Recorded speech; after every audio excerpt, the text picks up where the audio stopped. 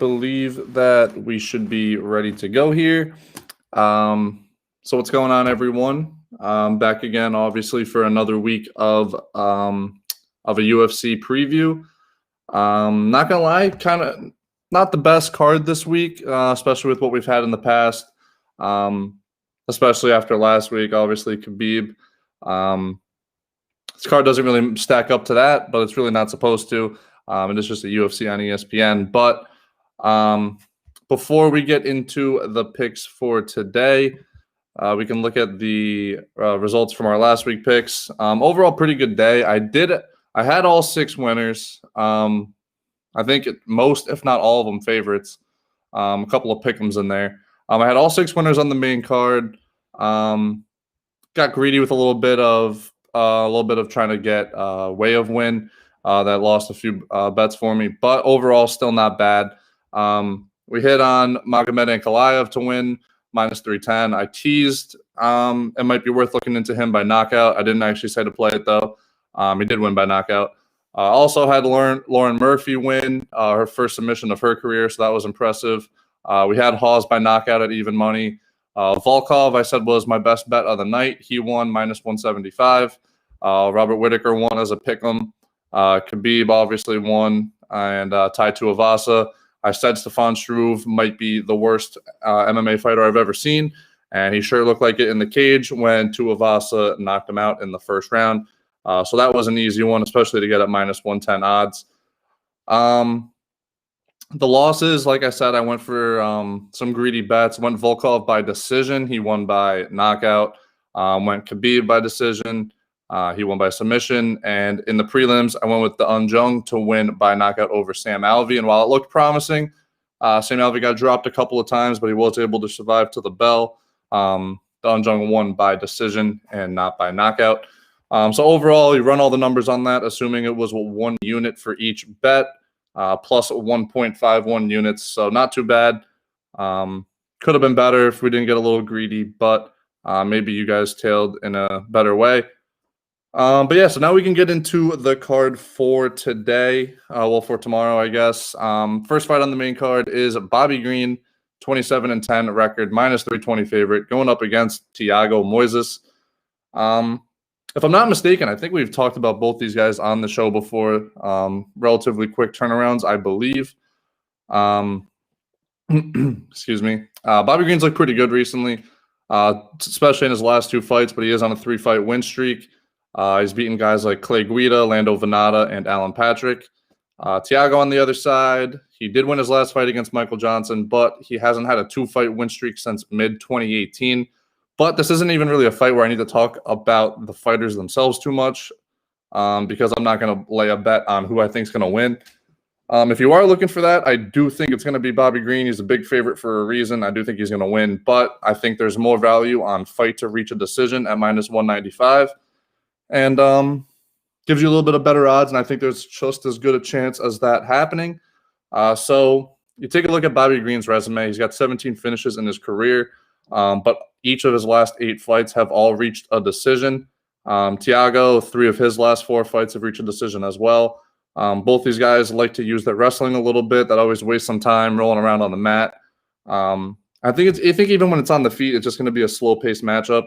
So that's why I like this to go to a decision. And I think -195 obviously gives some good value, better than Bobby Green at -320. So that's my first bet.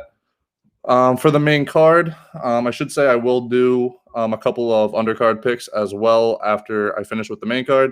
So stick around for that. But second fight, this isn't even really one I really want to talk about at all. It's Kevin Holland going up against Charlie Ontiveros. I believe this is his second replacement for this fight. I think he was supposed to fight 2 other guys, and finally they settled on Charlie after guys pulled out.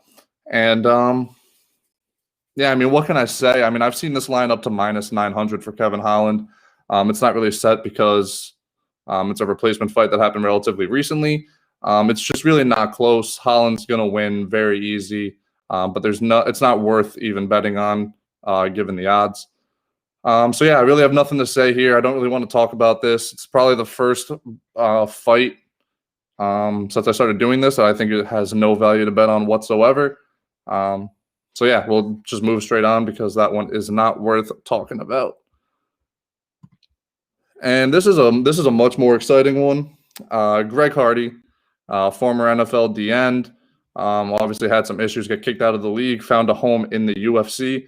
6-2 in his career, is a pretty big favorite here, minus 330, going up against Maurice Green, the crochet boss.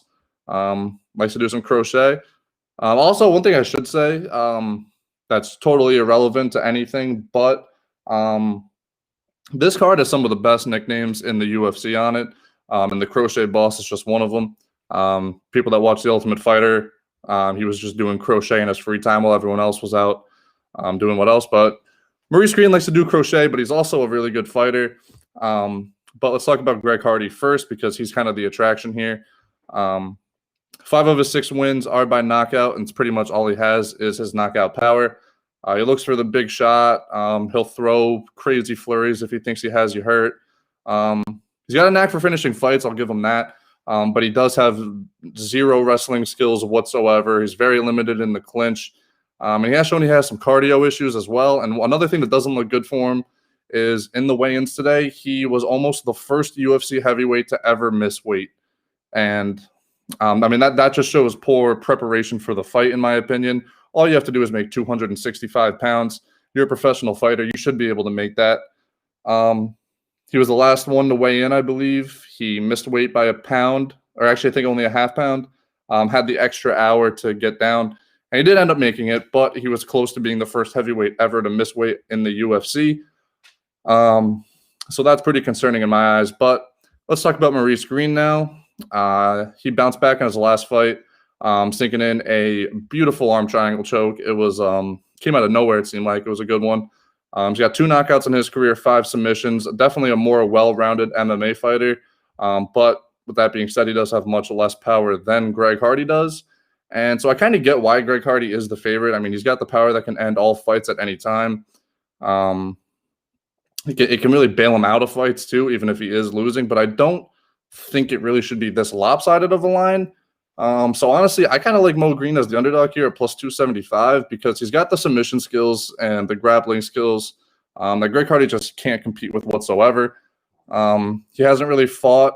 Hardy hasn't fought a guy that has this type of skill set in his UFC career, and I think it's going to be a huge test for him. So since Hardy relies pretty much strictly on his physical power and strength, Mo Green's kind of more tactical. Uses his skill to find openings and stuff like that. And I know it sounds weird because this is a brutal sport, but finesse usually overcomes brute power. And I mean, for examples of that, you can look back in the days of Renzo Gracie beating all those heavyweights. Wrestlers always have the advantage against power punchers. It's just the way the sport works. So I think Green can take this fight to the ground, but even if he doesn't, if he gets floored and Greg Hardy goes for the ground and pound to try to finish it, he has Maurice Green has the skill to lock in the submission from the bottom. And with Hardy not being very technical whatsoever, I think there will be a spot to open up for a submission or something along those lines. So I like Mo Green at plus 270. I think he's a very live dog. Just stylistically, it makes sense. So that's my big underdog for the day. And we can move into the co-main event already. Bryce Mitchell, Thug Nasty. I said this is a good day for nicknames. So it's Thug Nasty, Bryce Mitchell, going up against Andre Touchy Feely. 2 great nicknames. But let's talk about Bryce Mitchell first. I mean, Thug Nasty is one of the best nicknames in the UFC. But he's a young up-and-comer. He's got one of the most amazing commercials I've ever seen. He's from Arkansas. Did a local commercial there. I would advise everyone to look up the Bryce Mitchell commercial. It is awesome. But yeah, he is straight out of the middle of Arkansas. He's kind of a hick, really. But he's a very likable guy, very talented in the octagon. It's going to be exciting to see what he can do in this fight. But in terms of what he does actually in fights, he's kind of a wizard on the mat. 9 submission wins, no knockouts. He's probably also one thing I forgot to mention almost is a couple of weeks ago we talked about the twister. Bryce Mitchell is one of the guys that has locked in the twister, maybe the rarest submission in UFC. He's done it. Like I said, this dude's a wizard on the mat. But I will say that Andre Fili is probably the best fighter that Bryce has ever faced. I think that's why the line's only at -135 because, let's face it, Mitchell's looked super impressive in all of his fights. But yeah, so now we can go over to Fili. He's beaten Charles Jourdain in his last fight. He lost to Sadiq Youssef before it. He's also fought some of the top guys in the division: Calvin Kattar, Michael Johnson, Yair Rodriguez, and Max Holloway. He's fought all those guys, so he's seen some of the best the division has to offer. But unfortunately, he has lost every single one of them, which kind of is concerning to me that he just beats the guys he should and can't beat any of the best. So that's kind of why I'm going to go with Bryce Mitchell here at -135. Because it's kind of one of the best up-and-comers versus a guy who's good, he's respected, but he just can't seem to beat the top of the line of competition. Fili is a striker at his core, 9 knockouts, 3 submissions, but none since 2012. He likes to keep things on the feet. He does have a little bit of wrestling skills, but would prefer not to use them. And so I don't know, man. I just think this doesn't make a good style matchup for Fili. Bryce Mitchell has shown that he can dominate people that have wrestling backgrounds. He 30-24 a dude that was primarily a wrestler, so 10-8'd every single round. So I don't see why he'll have any issue doing it to a guy that likes to keep the fight on the feet. So I don't know, man. I just think that this is going to be a pretty dominant performance for Bryce Mitchell. I think he should be a much bigger favorite. -135 seems like a steal to me. So I'm not saying it's going to be an absolute beatdown like some of Bryce Mitchell's last fight, but I do think that there will be limited resistance to what he's going to do. I'm not saying go out there and expect to see a twister, but definitely pay attention to this guy. I also believe that he got permission to wear the camo shorts in his fight, something that he's been campaigning for a while. And if I'm not mistaken, it'll be the first time anyone's ever worn camo pants in the UFC. Don't quote me on that one, but basically Bryce Mitchell's kind of trying to revolutionize the game in his own way. But like I said, look up his commercial. It is awesome. Don't know the budget on it, but whatever it was worth, whatever it cost, it was worth it. And now we can get into the main event. So in case you didn't pick it up, Bryce Mitchell, -135, best bet there. And now the main event, it's kind of a sad one, honestly. Uriah Hall is the favorite at -230, going up against Anderson Silva, one of the greatest to ever grace the UFC cage. And this will be his final fight of his career. He's coming back at a +190 underdog. So Silva said that this will be his last fight regardless. He's arguably the GOAT, but unfortunately he is way, way, way past his prime. But he has had maybe one of, if not, I would say, the greatest title run ever in the UFC. I don't really need to run through all of his accomplishments, but if you're really interested in it, you can look it up. They're not hard to find. Just Google this man's name. He's widely considered a top 3 pound-for-pound fighter of all time. Unfortunately, he's just on one of the biggest declines we've ever seen in the sport. Only 1 win in his last 8 fights.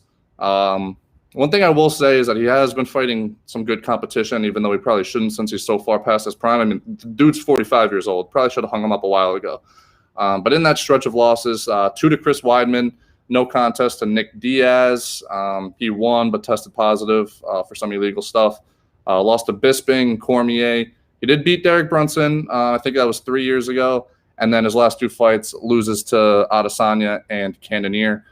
So I guess you could make the argument that he should lose some of those fights towards the end. But I don't know. It's just not promising. For a guy that held the belt for 6 straight years from 2006 to 2012, kind of disappointing to see him only have 1 win in the last 7 years since he lost his title. So kind of a shame to see that. But he will be going up against Uriah Hall. Uriah is just a dude that's kind of been around forever.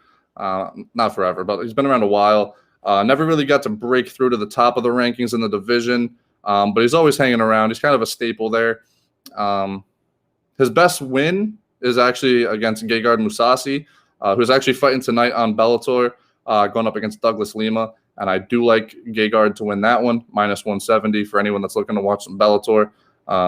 kind of the two best that they have in the promotion. But yeah, so that was still 5 years ago. His next best win is Thiago Santos, and that was 6 years ago. So I mean, Uriah Hall is also on the decline. It's really just two fighters that are unimpressive at this point in their career. But you kind of have to send off Silva as a headliner of an event. So I get it. It's just unfortunate that it has to be this way. But yeah, so listen, man. I just don't think that Silva has it anymore. Actually, I wouldn't even say I know that Silva doesn't have it anymore. I get it. He's been fighting some of the best the UFC has to offer. I also get that Uriah isn't on that level as the other guys he's been fighting, but he just hasn't shown any ability to hang in there anymore. And it's gonna hurt me to watch this. I mean, the man's got weak legs. He's slow in his striking now. Back in his prime, he relied so much on his movement and his quickness. I mean, he was the pinnacle of what an MMA fighter was back in the heyday, but that seems to all be gone now. And while I don't really think that Uriah Hall is that good, he's better than Silva right now, unfortunately. So it hurts me, but I got to go against Silva here. Uriah Hall minus 230 is my best bet for the fight. I will say there are some other lines here that are a little bit intriguing. Fight to not reach decision is minus 140. I could see Silva getting knocked out, injury, something. I mean, who knows at this point. But I think that has value, as well as Uriah Hall by knockout at plus 140. But like I said, Hall straight up on the fight line, minus 230 is my best bet for the fight. So unfortunate to see Anderson go off like this, as I'm pretty confident he's going to lose this one. But if he wins, it'll make for a great story. So with that said, we can get straight into the underdog picks. The undercard picks, excuse me. I got two of them. It's Kevin Natividad plus 135 versus Miles Johns. I like him as an underdog. I think he's a good fighter. I think he constantly gets underrated in these lines, so I'm going to go with him there. And then also Jason Witt minus 145 versus Cole Williams. I think he should be a bigger favorite than that. He's looked pretty impressive recently.